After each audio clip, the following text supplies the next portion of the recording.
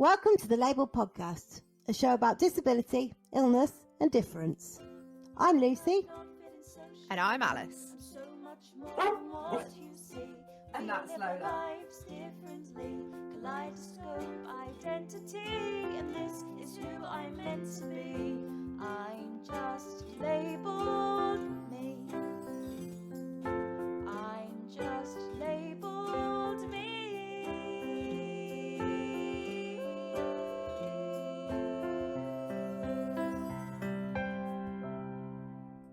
Don't forget, in this episode, I might swear, Lucy might cry, and you can check out details of the trigger warnings on our website. Hello, everyone. Welcome to another episode of Season 1 of the lABLEd podcast. I am here. Alice, that's me, if you don't recognise my voice by now. I'm the one that doesn't sound like she's from Birmingham. Thank you. All right, Bob, how are you? I can't really talk. I'm the one who sounds like a Cockney, so yeah. All right, geezer. I'm like Alison Hammond's long lost cousin. It's better than sounding like Mrs. Danny Dyer. Yeah, well, there is that. It's us again, obviously, me and Lucy. Hi, Lucy. How are you? Hi, yeah, I'm all right, thanks. How are you? Yeah, I'm not too bad, Good. thank you. I felt a bit sad this morning when I woke up and I realised the reason why I was sad is because I needed a haircut and a colour on my hair, and I feel a lot better now, so I'm more perky than I was this morning when you spoke to me. But so yes, a lot better. No, I get that. Like all through lockdown, everybody was like, "Oh, I really miss my friends and family," and I was like, "I really miss my eyelash extensions." I walked into the hairdresser and I said, "Please cut my hair. It feels like I have a carpet on my head." And he just looked at me like, "What are you talking about, woman?" I was like, "Cut it. It's horrible." So I feel a lot better now. I realise that this is audio format and nobody can see my hair, but you know, you'll just have to take my word for it. It does look better. I would ask you, Alice, but you can't really see. The thing about short hair is you do have to stay on top of it. Like I only get my hair cut every like 3 or 4 months. Yeah. So no, can't do it because it's just easier to hide when it looks really straggly. Mm-hmm. Yeah. So yes, I'm fine. Thank you. I'm fine. Anyway. Hair. Enough of the hair chat, because I'm sure our guest could not give a shit less. We're joined today by Ross Lannon. Ross, thank you for joining us. What do you think of Lucy's hair, Ross? I mean, I was quite enjoying the hair chat, if I'm honest. Thank you, Ross. I was thinking, yeah, I love going to the barbers. It sounds really sad, doesn't it? But it is an actual enjoyable. Cheers it's me an up. enjoyable activity. Mm. Yeah, out of context, this sounds really weird, but I just love being touched. And I know that sounds really weird, but like going to the hairdressers and just sitting there and someone, you know, caressing your head and having a little chop. I love it. I do like having my hair Does washed the barber properly. wash your hair for you? Yeah, that's what I was just going to say. A hairdresser's hair wash where they really like get in there with their nails and massage you slightly aggressively. I love it. Yeah. I'm here for it. I'm quite basic. I'm your typical man that just goes in for a short back and sides. But I had a very odd experience recently where they decided to do like they literally got a lighter by your ear. The Turkish, and then they were just like going. Was it like a Turkish barber's? Yeah, no. It was frightening. I was like, it just came out of nowhere. One minute I'm just sat there having my hair cut. Next minute he's got a lighter in my ear, and I'm Did like, he put the wax lollipop up pop up your nose as well and like pull it? Because they like to do that. Don't they? I wasn't as privileged to receive that treatment, but yeah. Maybe next time. My when my husband gets his haircut, I have seen that she just gets the shaver and does his ears and his eyebrows just quickly, as if like no one will notice. Nobody's gonna notice. Not sure about fire in the ear though. That's a bit terrifying. It always makes me laugh where they show you the back of your head. Like, thank you for showing me that back of my head for this month. Thank you. It's the first. It makes you laugh. Yeah. What do you think they're doing to me? Yeah. I'm like, this is a very nice waste of 4 seconds of your time. Can I go home now? Can't see it, babe, but thanks. Yeah. Anyway, this hire chat's gone on for far too long, Ross. It's very nice to have you with us today. Would you like to tell our listeners a little bit about yourself, please? Oh, yes, of course. it's the worst question, isn't it? Don't you just hate being asked, like, tell us about yourself? Because you're like, oh God, what do I actually do? But hi, I'm Ross.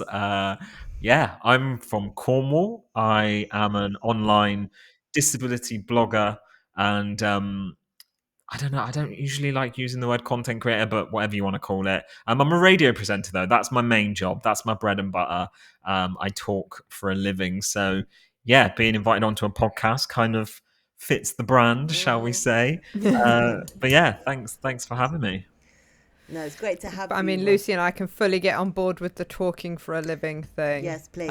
We don't get paid for this because No. we just enjoy talking so much. We were like, we'll give up our free time. And I before even before podcasting, I did all sorts of radio. I did hospital radio where nobody. I was in the car park of a hospital where nobody in the hospital actually listened, and it was only when they decided to get internet connection and stream online that people started to listen. And then you get the silly people ringing up with rude names asking for song requests, and then you're reading it, you're like, oh, I can't read that out on air. And then I did community like local radio, but late at night, so again nobody was listening, and it was drunk people that used to ring in and sort of, you're nice, yeah, okay. And then I fell into podcasting, so but yeah, how did you get into the like radio work? Did you sort of like send your tapes off and stuff like that, or? No, I really, really got lucky, and I say that quite openly that I got extremely lucky. So yeah, I was in a very stable job for the past 8 years. I was working an office job. I was working in admin for 8 years, and then just a little pandemic little thing happened. I don't know if you're familiar with it, but yeah, this little pandemic happened, and then obviously, as a lot of disabled people ended up going into shielding for God knows how long as a highly vulnerable person. And I left my job, and it was a big decision leaving that, because it was a very stable job that I was fairly happy in.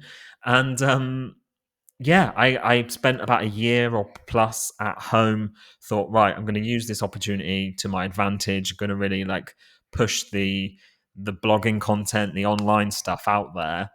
And then the kind of CEO of the radio company sort of reached out to me. She started following my blog from the various things that I was putting online during my lockdown/breakdown, the most random things that I was doing that she stumbled across. And yeah, she reached out and was like, hey, do you fancy coming in and doing a bit of volunteer work?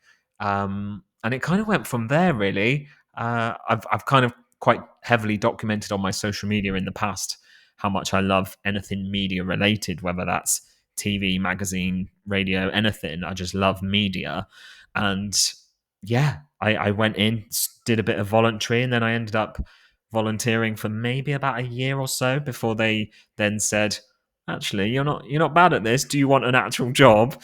And it went from there. And now I'm, part of the team, part of the digital team, doing my own radio show a couple times a week, and I just love it. Yeah. Do you get spotted in your local area? Are you like, do people is it normally you're the voice they recognise? I was going to say, surely that's the beauty of radio, though. That, like, it's not until you're like ordering through the thingy, like the voice thing at McDonald's, that people are like, hold on a minute, I know who you are. Give him a free burger. He's on the radio. Wow. My God, that is the dream! Like free food for radio, yes, please. No, I'm definitely not of any kind of extreme level like that, but that's the dream. I mean, yeah, free burgers for radio. But yeah, people do say to me, like, because my face is quite out there on the radio's social media pages, and they're like, oh, I see you everywhere, and I'm like, sorry guys, it's not me. Yeah.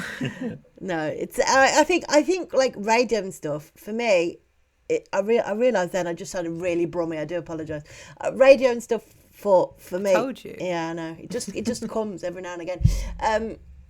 I love it, and I think one of the reasons why I fell in love with it in the first place is because I could go into that like little porta cabin at the back of the hospital and not have to tell anybody that I was in a wheelchair. I could just get on with it, and nobody has to know about the fact I'm in a wheelchair unless I want to tell them. It was on my terms. Whereas if like you know, other jobs, they have to see the chair first and go, oh, she's in a chair, that's a bit awkward.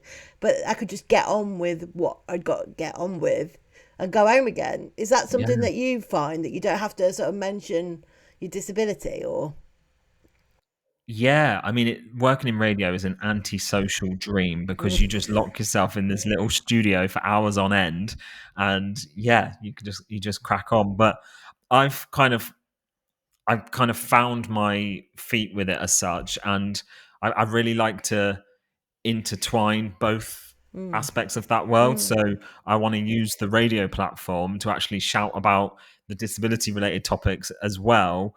Don't get me wrong, that's not my sole purpose. Like the radio covers a whole range of topics, but every now and again I always put on my disability blogger hat and I'm like, right, I'm going to book a guest that is, you know, a wheelchair user or a guest that is doing something great within the community and shout about it. So yeah, I'm trying to bridge that gap between making it more mainstream and, you know, that disability representation. We always shout about it, don't we? So yeah, I'm in a position to be able to merge the mainstream media and the disability community. So I'm trying my best. yeah. It's really interesting to me as somebody who's had the only sort of involvement I have with radio is as a listener, and I do listen to radio quite a lot, and particularly during the pandemic. I was working all the way through the pandemic, and I was either out in hospitals or care homes, or I was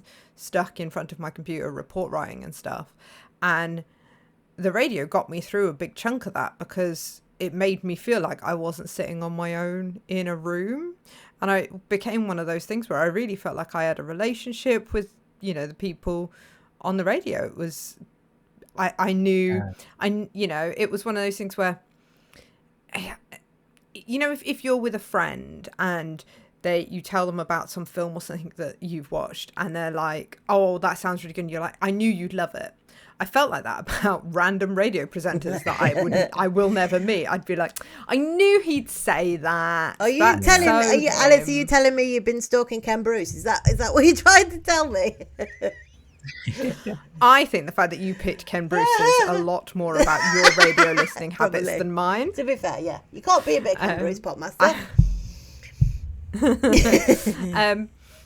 I agree though. I found myself in a similar position where like people have messaged in the show before and they've said the nicest comments about how like just listening to me for a few hours has really like brightened their day, or they've been going through something really, really tough, or like me just being silly, having a bit of lighthearted fun has like helped them. And then when you get that listener come back again and again each time, you do build that relationship. And I think for me as well, I'm trying to expand from just audio, where we're quite visual with with where I work on the radio. So as well as we broadcast on local FM here in Cornwall, I also do a lot of like TikTok live streams behind the scenes at the radio. So yeah, I do a 3-hour show, but I'm also live on TikTok. So I'll do my radio stuff and then I'll play a song. And then in those 3 minutes whilst a song is playing, I'm talking to the people that are listening and watching on TikTok. Yeah.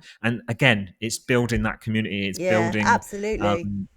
Relationship. Yeah. And I think, you know, the fact that you're kind of trying to mix that, you know, you're a disabled person on the radio. I think, you know, if I reflecting back on that, you know, during the pandemic where I had the radio on like 6 to 8 hours a day, if there'd been a presenter out there who was also disabled, that, you know, I was hearing them. And I know I because I'm a bit basic, I generally listen to Radio 1.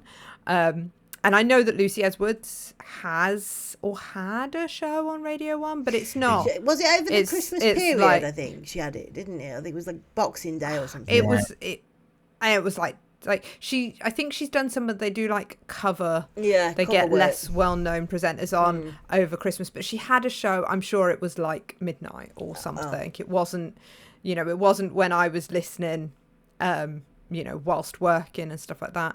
And so I know that representation is out there, but having something that is a little bit more accessible in a non-disability sense, in a just when most people are awake sense. Yeah. You know, it I that go on. I'm always trying to like merge those worlds, but in like a fun way. Like, I'll give you an example. Like this week, I had a brilliant guest on, and I won't name and shame anything, but he made this comment, and he obviously wasn't aware that I was a wheelchair user, because if you don't mention it, you wouldn't know, no, obviously. yeah. And as he was talking about something regarding his experience, he said the words something, something, something, because everyone can walk. And when you run like this, and I just looked at the camera on my live stream and just pulled the funniest face. Like everyone in my work's office just was like, we made it into like a little meme, like a little gif of like, everyone can walk. And then I just look at the camera like,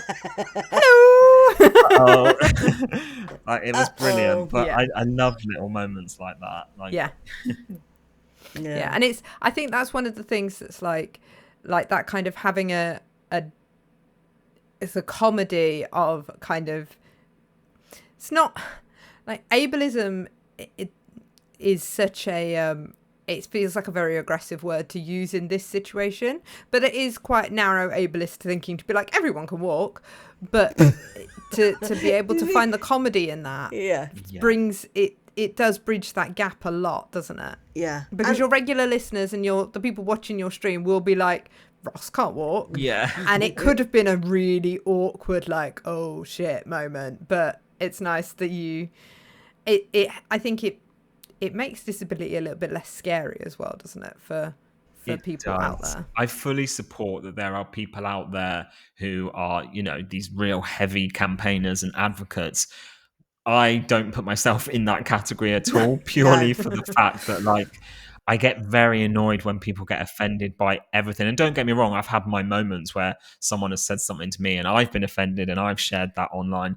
But 9 times out of 10, we live in this world now where everyone is so offended by everything. And it does demonize people with disabilities as a whole when, like, a select few moan about every little thing. And it's like, come on, I want to just have a little bit of a laugh and a fun. And it's people getting offended on our behalf. So they go, oh, you can't say that because that's offensive. And you think, oh, well, I'm not, they were talking about me and I'm not offended. Do you know what I mean? That's what really gets me. I think, Ross, me and you have a very similar outlook when it comes to sort of like disability representation and advocacy. Like, I can never really see myself heading up a serious campaign about something or other. Even if I believed in it, I don't think I would be the right person, because I am always saying stupid things to get a laugh from somebody. Even with Alice, I say stupid things to Alice to get to laugh at me, because I think it's hilarious. I love making Alice laugh. I love making anybody laugh, and I will say anything to get that laugh because I am cheap. Like, it's that kind of, like, I will do anything to get you to laugh at me because I love making people laugh. But yeah, it is that level of, well, I'm not offended. Like, please don't get offended on my behalf, because I will tell you if I'm upset about it. Like, it takes a lot to offend me, and it's not the small stuff that does it. It's the bigger. Yeah, it really is. And I think because we've faced so many different challenges in our lives over the years, we've kind of had to have a hard skin, and it adds to that dark humor. Like, with some of my mates, like, they'll see a random person in a wheelchair in the street and they'll send me a picture and be like, is this your mate? And I'm just like, we just play along with it. Like, it's just, you know, you kind of, that dark humor, and I love it. Yeah. Yeah. No, I can't remember the conversation that the context of the conversation I was having with someone recently, but we were talking about this sort of topic and people saying things and seeing things, and someone was saying something about whether, you know, like, well, I might not notice it, so like people have to be kind of offended on my behalf. And I believe my response was something along the lines of, it's fine, I don't need to be able to see to tell if you're a cunt. Wow, nice. Alice, you know what I was saying earlier about levels of swearing? That was exactly what I was talking about. There we go. I want that on my gravestone or something. That would be great. But I similarly, I can tell from 100 paces if you are going to be an arse towards me before you have even opened your mouth or come anywhere near me. I can tell by the way you're walking most of the time. Okay, this guy's going to be an idiot, and I'm going to have to brace myself and bite my tongue. It's just like I've got a sensor for it. I'm like, oh, here we go. Or I'll say to my friend, can you come and just stand here and look as if you're talking to me in deep conversation? And he's like, why? I was like, because that man or woman is going to come over here and say something, and I am going to have to bite my tongue. And he just sort of stands there looking at me like, do I do it now? Now? Yes, now. There are times where he goes, no, just lets me sort of sit there and take it. But most of the time he just stands in front of me looking like he's talking to me. To try and like avoid them, but and you get that prickly sense up your back, like, oh god, they're coming over and they're going to say something. But you do smile and nod. It's not though, like it's not those people that are the people that I find most difficult to deal with. Like if somebody comes up and they're just a dick, then like I have no problem being like, mind your own fucking business, get out my face. But it's the people who. Somebody I met recently has asked me twice within 3 weeks of knowing me exactly what I can and can't see, so they know, so that they can like help me. Right. And I'm like, you like the first time they asked me, I was like, oh well, the specifics of it don't really matter, but in terms of the support that I need from you, like it's quite helpful if you just make sure you send me everything digitally, and while we're getting to know each other, if there's like a lot of people in the room, maybe come up and tell me who you are before you start talking to me, because I won't recognize your voice yet. Yeah. But they very like, you don't need to know what I can and can't see. No. Because that's not the issue. But then they asked me again, and I was a bit like, why so curious? Mm-hmm. Like, and that's where it starts to be like, I don't want to alienate this person. I cannot tell this person, fuck off, it's none of your business. Right. Because it wouldn't be an appropriate response. It starts to get that kind, when you get that kind of, how do I politely answer this question without satisfying your curiosity about what my disability is? Those are the interactions I really struggle with. The fact that you've already offered a suggestion to what you can and can't say should have been enough. That should have been the end of it. You don't need to keep asking what. It's like when people say to me, like, I tell them like like specific, if I go into a hospital for instance, and they'll say, it's not what's wrong with you, but they'll say like, what is your condition or something. So you say, I've got cerebral palsy, I can't walk at all, and then the next question is always, what? Not even a bit. This isn't an accessory. I'm not wheelchair Barbie. I can't get up out of it. It's not just for the parking space. It's just really weird. It's a really odd thing that you go, oh, not even a bit. And I can imagine, Ross, as someone who has probably sort of double exposure to random people you've never met before, you're probably getting even more of that than the rest of us who sort of, only deal with it when we go out in public. Yeah, it is very, very weird. And I'm becoming more and more like, I'm definitely becoming better at handling it now than I did, say, like a couple of years ago. Like I don't know how to describe it, but maybe it's just my skin getting thicker, and I just care less now. I don't know how. Maybe that's part of growing up. I don't know, but yeah, I used to be a lot more anxious, a lot more just anybody approaching me or saying anything.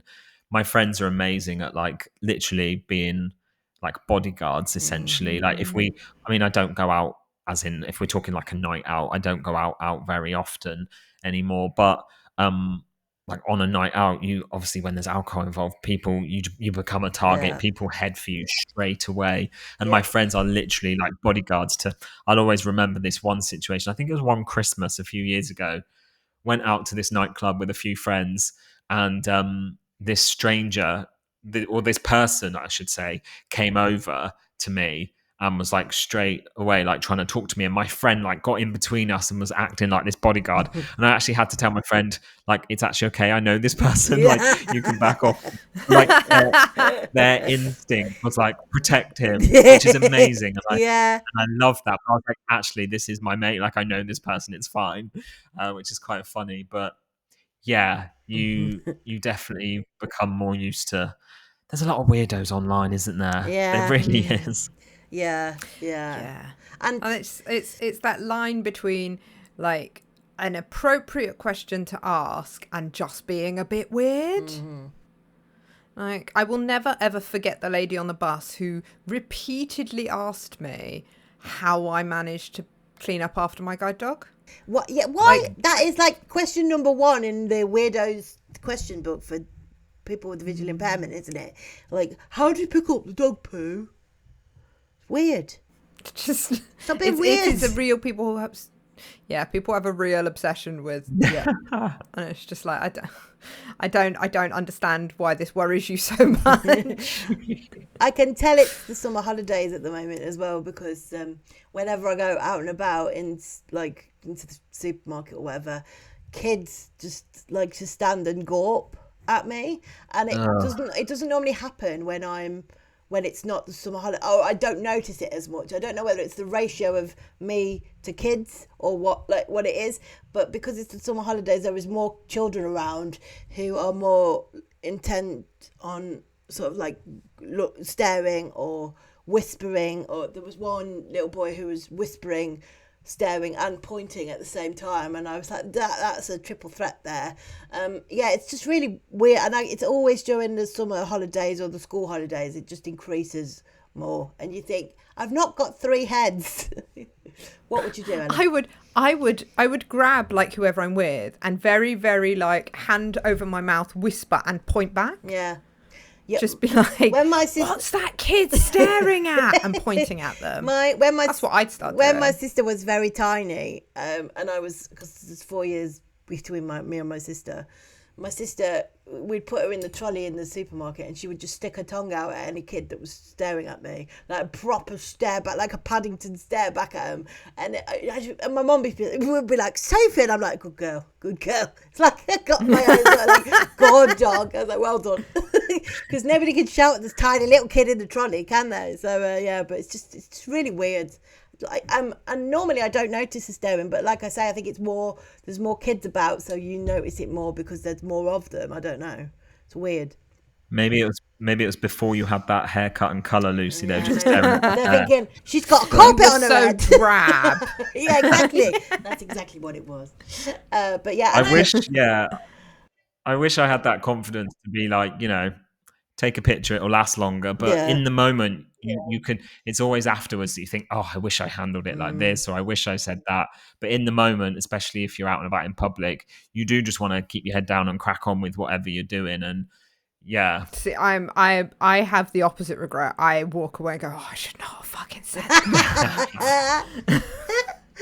Yeah. Because like I have, not me specifically, but guide dogs have sent out like emails about like, you're representative of a organization, and theirs was more about media appearances, but it was very much about like, be conscious of what you're saying. And I'm there being like, what? Effing and jeffing. Just strangers in the street. Yeah. What are you looking at? It's like, I mean, it's obviously it's not what you're looking at, because I don't see people when they're looking at me, but it's the people. I realised that people coming up. Said it. Sorry. It's fine. It's the people, like, it's when people come up and ask me inane questions, like the people who go, oh, what kind of dog is it? And I'm like, it's a Labrador. You can see them being like, you could Google lens that's not what I mean. Yeah. It's just, they just want to, like, you can see them wanting to be like, but that's not the question I wanted to ask. No, and how do I ask the question I want to ask? And by the time they've worked out how to ask what they want to ask, I've left. And it's just, or like people who stand there and look at the dog and go, oh, what a nice dog. And I'm like, we can't get past. Can you move, please? I want some Yeah, cheese. she's a very nice dog. Can you get out of the way? Yeah. You're stood in front of the wine. Move. I wave enthusiastically at people now if they're really staring and have been staring for a long time. Yeah. I walk past and go, hi, like they know me, and they're like, no, Sandra, I wasn't looking. I'm sorry, I don't know what I was looking at. But yeah, it's people are just odd. I think I'd make a very good royal. I think I'd make a very good royal because I'm sure the royal. They'd lock you away. You would be seen in public if you were a royal. Now, if you think about it, I'm sure royal people in the royal family get odd. People being odd towards them all the time. Oh yeah, they definitely. clam up. They don't know what to say. They ask stupid questions. They wouldn't let Liz sit in a wheelchair until she was about 97. No, well, there's no way if you were a royal that they'd be like, yeah, all right, Luce, you can go outside. What about if I tried to bite them? They might let me out then because she's gonna bite me. I'll let her out. I'll try it. They're used to corgis. I think that they'd just muzzle you. Yeah, probably. But I often think that's obviously that must be what a royal feels like, having awkward interactions with people who are a bit nervous, who say stupid things, ask stupid questions, give over like stupid gifts when they're in a walkabout, and it's the like how what you say impacts that public perception of like your group.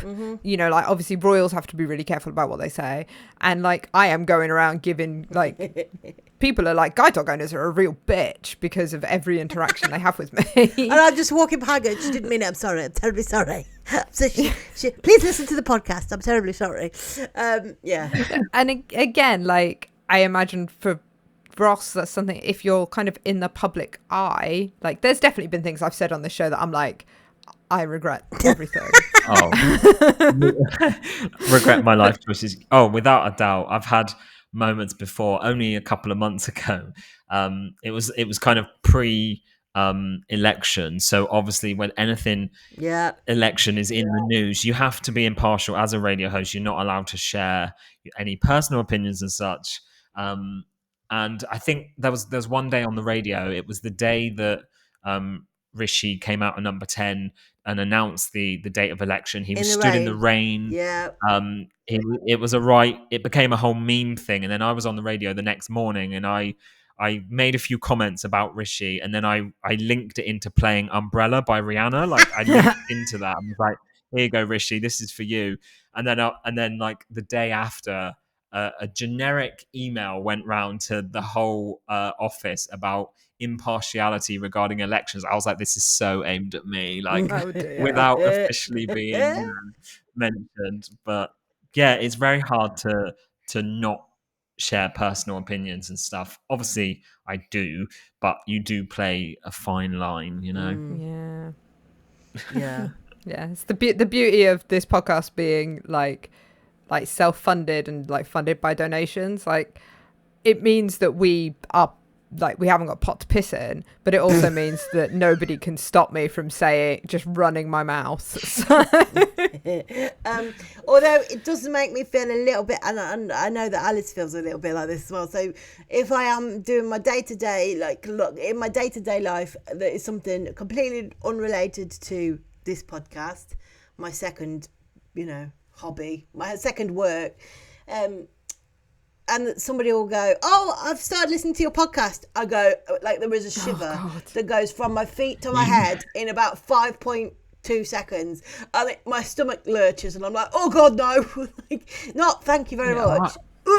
Why? No, I genuinely believe that like this career and stuff that I have been, and like marriage and mortgage and family and all of these things that I've been working so hard to build over the last 20 years is going to just be toppled by me saying something stupid on this podcast, and the internet will cancel me and I will have to go and live in a cave somewhere. Yeah, and I will never see you again. We'll still be listening, but I'm the same. I can be doing my job and be the most confident person talking to God knows how many strangers that I've never met before, and be as confident as hell. Yeah. And then if a particular friend or family who I know is listening, I just hate it. Yeah. It puts me off, and you think I could speak to a room full of strangers without issue. You know, It's weird, I've isn't it? done a few bits. Yeah, So presenting or keynote speaking, not a problem. But stick a family member in that room, I'm done. Yeah, no, I get it. I went to an open mic earlier this week, and there were people there who were like talking about how hard they find it being up on stage, like reading their work. And I was like, shit doesn't bother me at all. I could do that. Like, but asked me to have a frank conversation with a loved one. I'm like, no, thank you. Can I write it in a letter and just like leave it on the table while I've gone to work? Yeah, you want me to talk to my dad about my childhood trauma? No. That's not fucking happening. Yeah, but Not unless I am about 8 gins deep. I was at NADEX and was set with work, and I was setting up for NADEX, and I was sorting some leaflets out, and this partnership manager went, I've started listening to your podcast just out of nowhere, and I went, what? And because then you're immediately thinking, have I said anything? Have I said anything? Yeah. And then I'm like, like this. And then I saw her again. We had a team meeting a few weeks ago in Peterborough, and she went, "Oh, I'm at your first Christmas episode," and I went, "Why are you still listening? Like, stop!" And she's like, "I really like it." I was like, "No, go away. I don't want to talk about this anymore. It's weird. It's like, and yet I'm so proud of this podcast, and I love it, and it's one of the best things I've ever done. And yet, when somebody says to me, "I've been listening to your podcast," I'm like, "Go away, go away. I don't want to talk about this anymore." I had a similar experience not that long ago. Basically, I filmed this video. I was creating this piece of content, and I shared it online. And it was a house tour. Right. So it was me filming parts of my house, showing various adaptions and gadgets that help me to live an independent, accessible life as much as possible.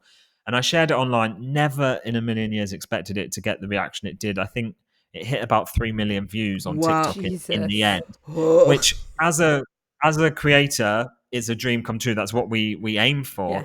But the day after, I went into work, and there were people coming up to me within the building and the office who I'd never even spoken to before, and they were like, "Oh, I like this in your house," and I'm like, "Wait, this is creepy." That's so creepy. I forget. Did I share the house number? Yeah.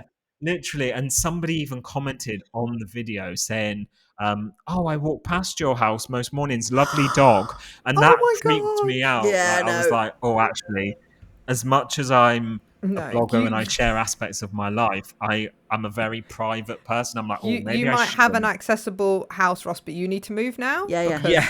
That person lives in your bins. Yeah. And it's just waiting for you to leave the door unlocked by accident. Oh God, don't.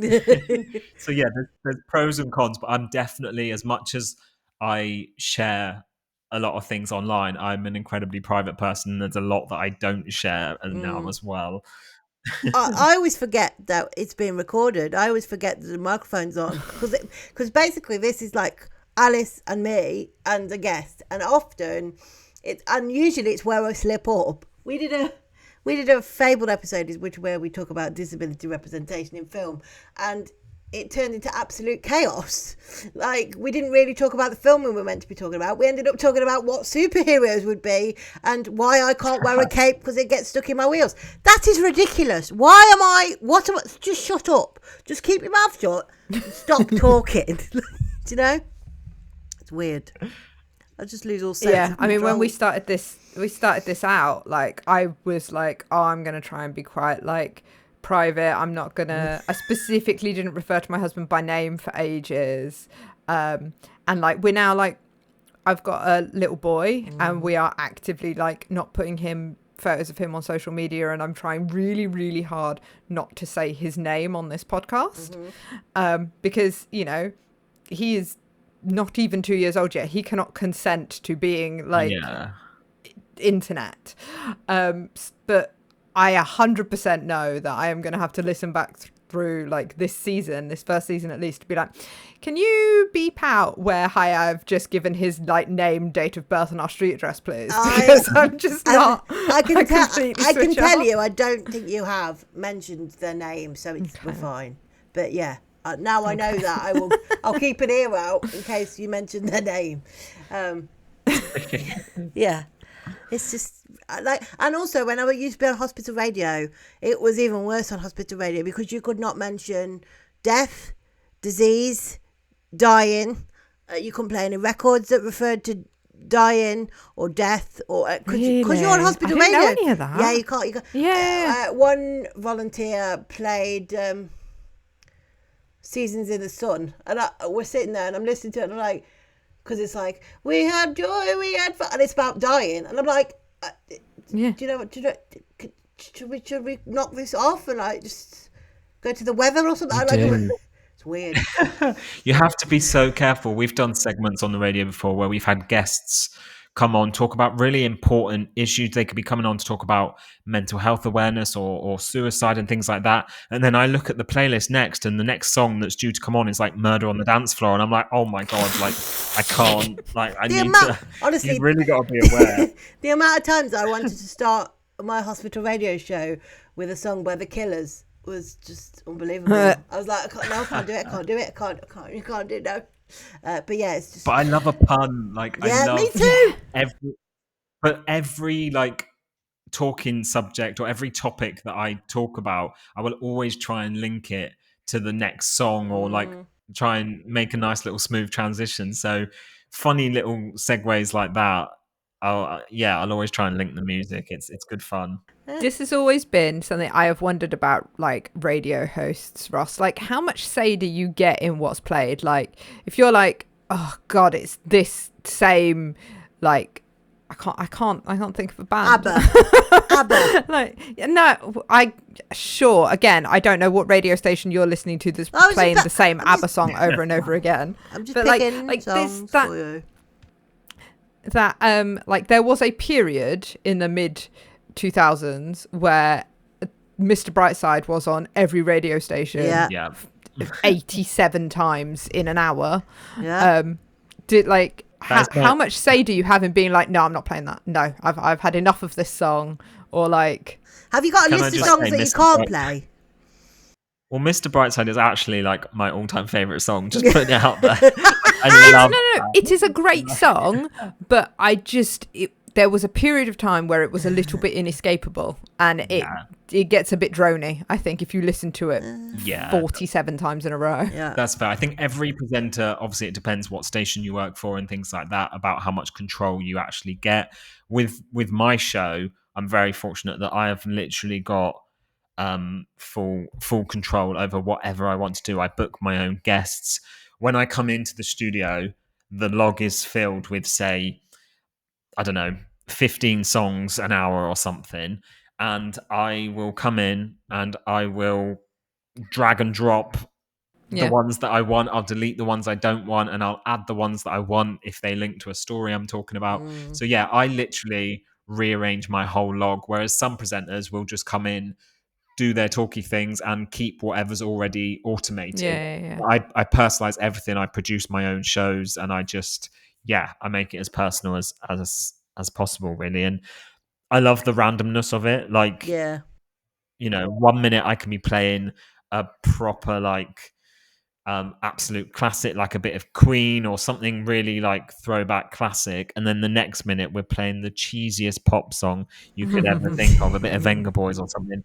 Like, I love the variety of it, and I basically play what I like to hear, and I try and entertain myself in the hope that other people enjoy it as well. Because I think if you're not enjoying it, there is no point, because when it's radio, the listeners are purely going off your voice, and that has its pros and cons, because say I'm having a bad day in my private life, I go to work, I still have to be chirpy and happy because all they can hear is my voice, and if I'm a little bit off, then they can tell. So it has its pros and cons for sure.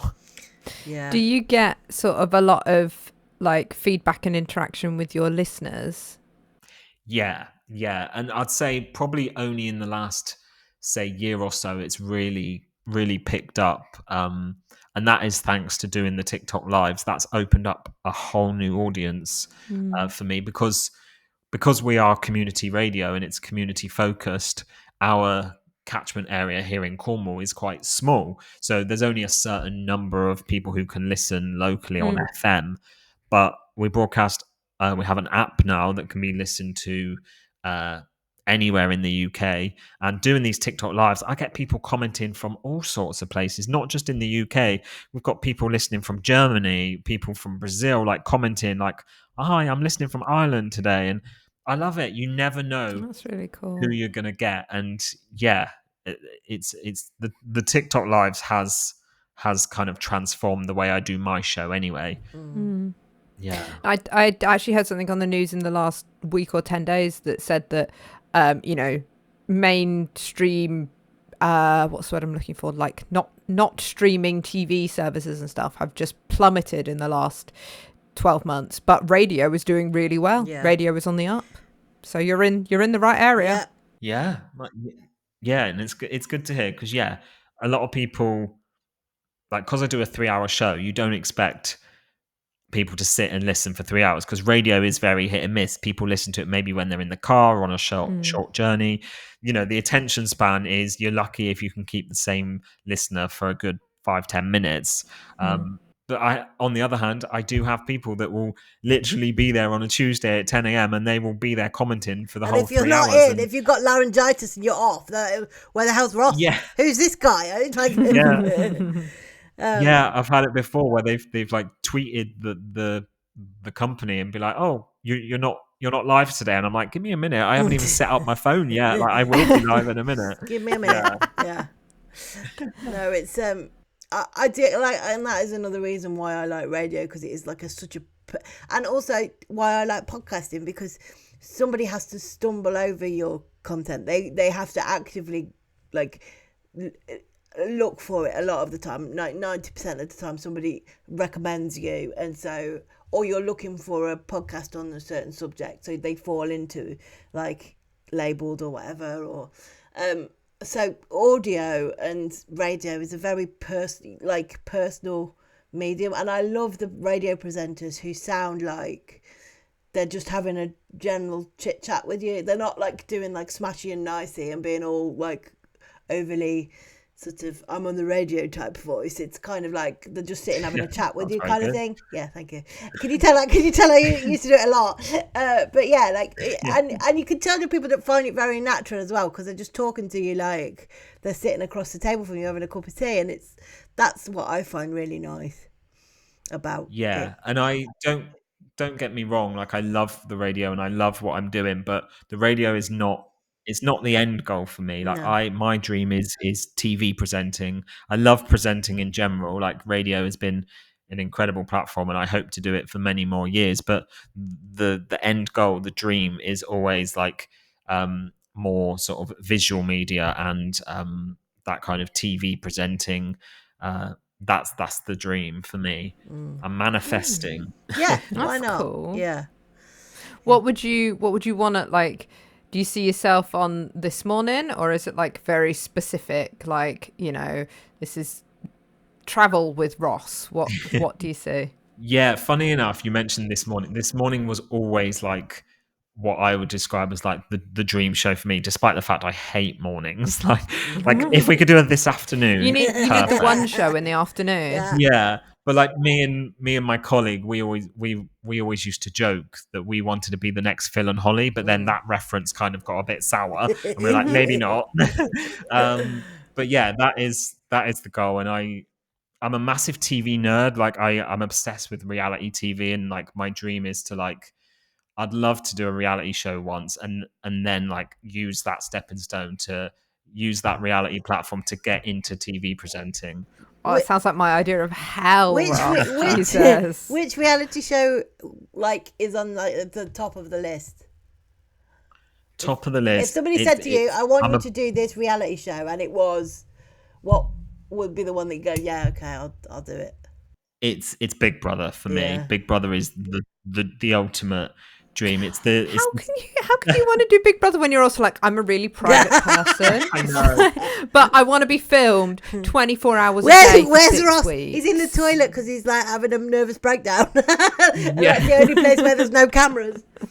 I know you make a good point, and I probably would be that person crying on day 3, like, get me out of this house. But I love the social experiment aspect of it, and I'm a as much as I joke that I'm antisocial, I am a people person. I love talking to people, finding out their stories, and I think being locked in a house, like having to be forced to get to know these people, but having the public judging you on the outside, I just love it, and I don't know why. It's a No.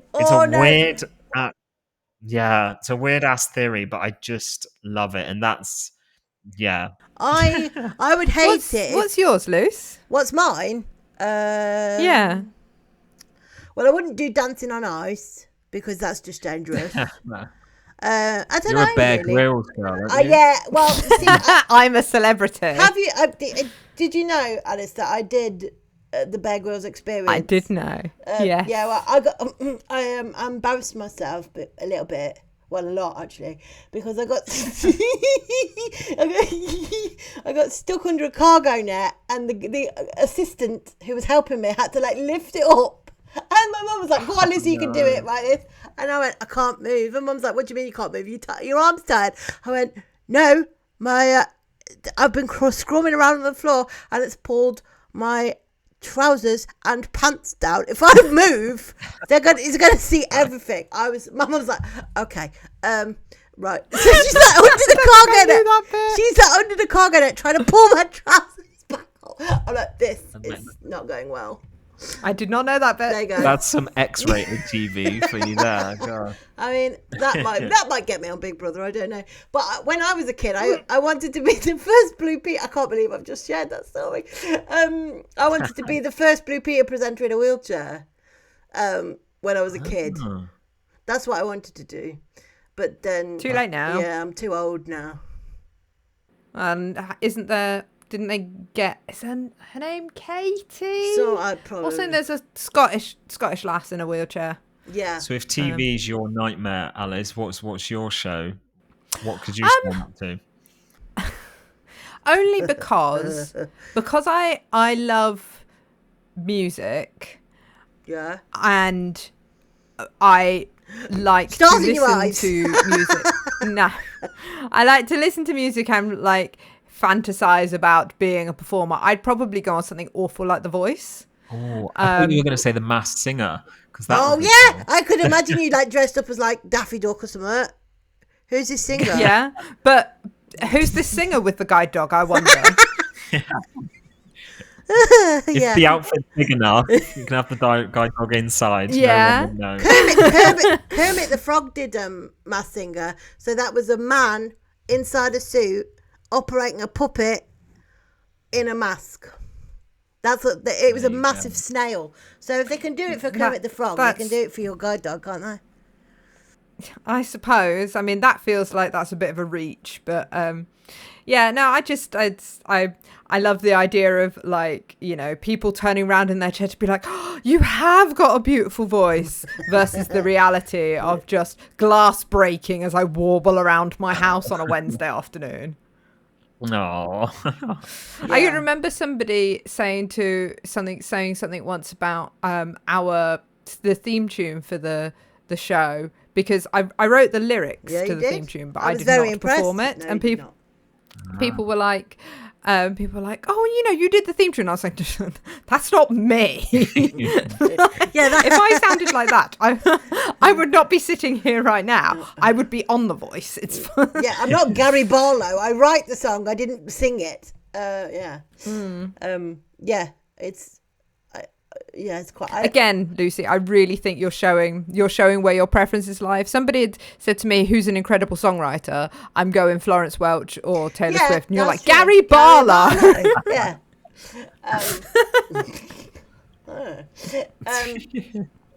Yeah, I know that if I was to be, if somebody gave me a job as a TV presenter, I would just embarrass myself. I would last 5 minutes before somebody went.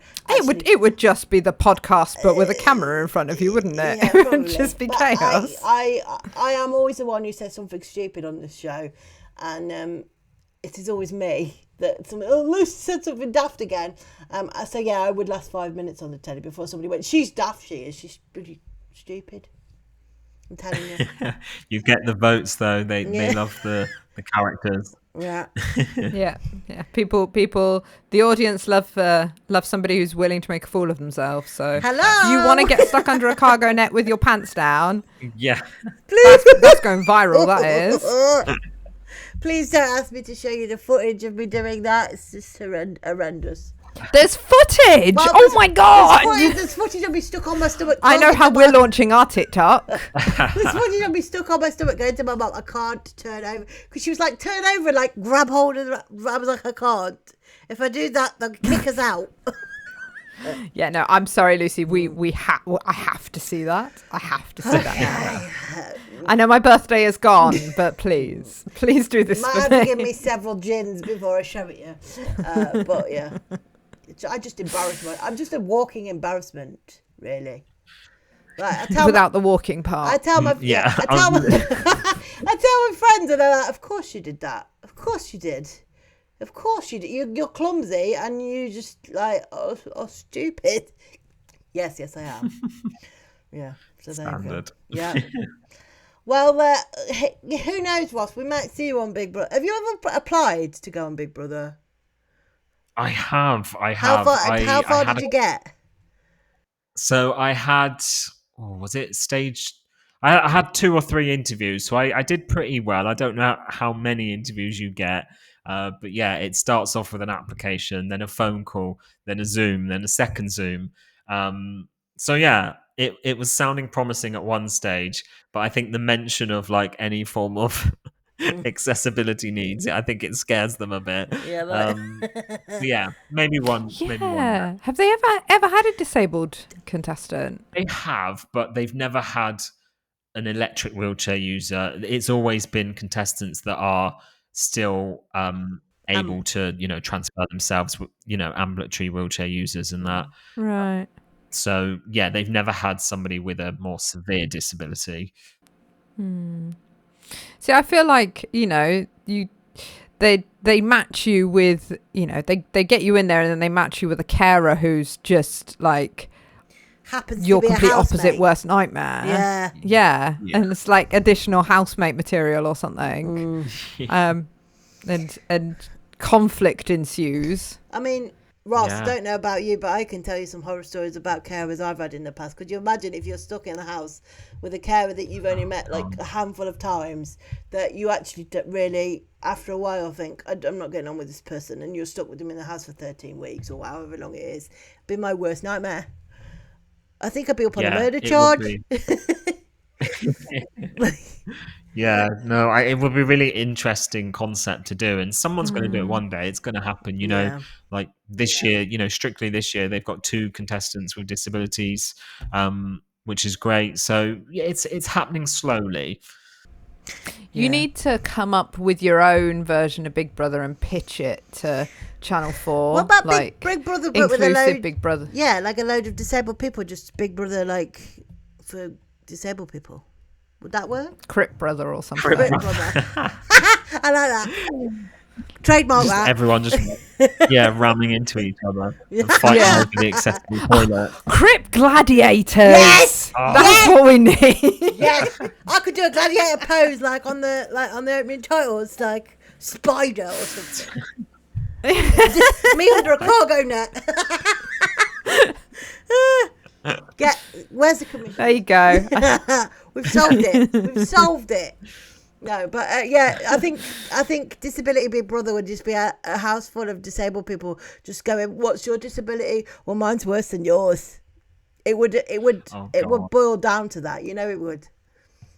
Yeah, I used to love there was a show called The Circle as well, which I absolutely loved watching. Yeah. Is that the one about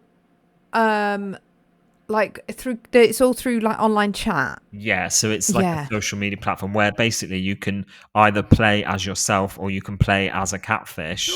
So you could potentially hide your disability and nobody ever know, or you can, use it to your advantage, whatever strategy you decide. You're competing to become the most popular within the game and then find out who wins. So Sadly, that show got axed, but that would have been a great one as well because you wouldn't have to interact with anyone. You're in your own little studio apartment for that one. Yeah, exactly. I see. I don't actually watch TV particularly, let alone like I hate. I'm sorry, Ross, but I cannot stand reality TV. Like So it's just Love never. Island, I don't. then. I don't know if there's been ever been a show that I've managed to consistently watch. Like I possibly watched, what was X Factor called before? It was Pop Idol. Popeye. I probably watched Pop Idol back in like 2001. I used to like But Pop Stars as well. Otherwise, Pop Stars. yeah, Good. I've never been able to get to sit through more than like an episode or some of anything. But I feel like I weirdly know a lot about reality TV for someone who doesn't watch it. Yeah. I just find it fascinating seeing a little insight into other people's lives, and that's the power of the TV, I guess. I can see it now, Ross. You're going to be the next Rylan. Do you reckon? I think I so. would take that. Rylan's doing all right. Yeah. Rylan's real name is actually Ross. Yes, So Is it? Yeah. yeah, That's good pub quiz I would knowledge. take that. I can see He it. went from being a Big Brother celebrity Big Brother housemate to presenting it. That is the dream. Yeah, So, there you go. yeah, You see, done very well. you got to start somewhere, Ross. Let's I'll stick- just like you did on X Factor, just have a bit of a breakdown, cry on Nicole Scherzinger's lap, and we'll be well away. Yeah, exactly. You'll be fine. No, it's great. Is there a line you think you wouldn't cross for reality TV?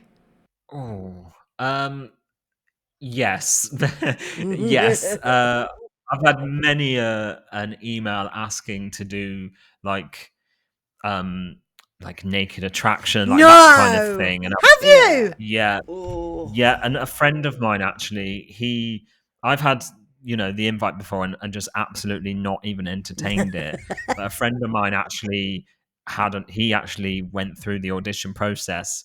I was kind of like between the three of us within our friendship group, there was my friend in the middle who auditioned. Then you've got me on one side, who's the devil that's like, do it, it'll be funny. And then you've got my other friend who was like, you work in a college with kids, you will lose your job. Yes. So yeah. Yeah. No, it wouldn't be the being naked on TV bit that would put me off Naked Attraction. It's the people commenting on my body. Yeah. Whilst it's slowly revealed that I couldn't. I do not have the self-esteem for that. You know when the door lifts, like it goes up slowly, doesn't it, in increments? Yeah. People would probably be put off, first of all, by my feet, because my feet are disgusting. My feet are disabled people's feet, and they are disgusting. They're like ET's feet. They'll be like, no, I'm out. Bye. Thank you. Like, bleh. It's just not nice. It takes a certain type of person to want to go on naked attraction, doesn't it? Like, Yeah. And go, yeah, I'll do it. I mean, I would present it. I would love watching everybody else. Like, don't get me wrong. But yeah, I certainly wouldn't be in the box myself. No, it's weird. Very odd. I don't know. Well, Ross, I can definitely, I can feel it in my water that you will probably end up on the telly, and then me and Alice can sit there and go, we know him. You know, so I'm holding out hope. Well, we can only hope, and ending that note on the naked attraction. What a way to go, eh? Yeah. Christ. That's one way to end your Friday. Whilst everybody waits for you to appear on Big Brother and present Naked Attraction, Ross, where can people go and see you and find you on the internet and in other places? It sounds seedy, doesn't it? Like, where can people find you on the internet? You can find me just at Ross Lannon across social media. That's, your Instagram, your TikTok, and your Facebook. I have a website called A Life on Wheels. It's currently undergoing a little bit of maintenance. But yeah, alifeonwheels.co.uk is my blog, and you can search that on Facebook as well to keep up to date with everything. Amazing. Thank you, and Ross. do you want to shout out your radio station? Yeah, I would love to. Thank you. So it's Chaos Radio, and I broadcast. Chaos by name, Chaos by nature, and I broadcast every Tuesday and Thursday from 10 until 1. Amazing, getting that Wonderful. that lunchtime rush. Yeah, I love it. exactly. Yes. Thank you so much for joining us, Ross. I know that we work together outside of podcast land, and it's been really nice. I think this is the longest time we've actually spent in a deep and meaningful conversation. Well, can you really call it deep and meaningful conversation? Deep and meaningful? I don't know if it's deep and meaningful, but it's the longest time we've actually we've actually like sat and had a conversation. True. It's been really, really nice to sort of get to know you a bit better. So thank you so much for joining us. I think you're great, and it's been really nice to have a chat with you today. So thanks for joining us. No problem at all. Thank you for having me. All right. Yes, it's been brilliant. We hope you enjoyed this episode. If you are not already signed up for our bonus content, we have got the incredible Martin Sibley out for our bonus episode this week. If you head over to our website and sign up for our Substack, you can hear us talk to Martin about politics and business and some super serious stuff that is not anything like what we talked to Ross about today. Sorry about that. Lowering the tone. No, it's fine. I think it's more reflective that Martin just pulled us up kicking and screaming. Yeah. And otherwise, please make sure that you rate and review this episode if you enjoyed it, or even if you didn't, just go and tell people you did and leave us 5 stars, because that's how we help the podcast grow. Thank you for listening, and we will see you all next time. Bye-bye. Bye-bye. Bye. Shh, don't wake Dora. Thanks for listening to the lABLEd podcast. If you like the show, you can rate, review and subscribe, and you can follow us on social media at lABLEdPod. This episode was edited by Adam Hall. Our music was by Maisie Crunden, and we'd like to thank the rest of the team involved.